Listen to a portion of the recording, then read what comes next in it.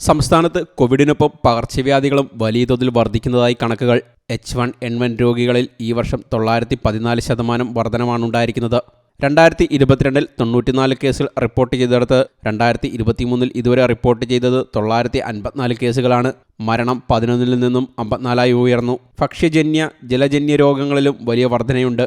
Hepatitis 266% വർദ്ധിച്ചു. 2022 231 കേസുകൾ എന്നത് 2023 നവംബറിൽ 846 ഉയർന്നു. 6 മരണങ്ങളാണ് റിപ്പോർട്ട് ചെയ്തത്.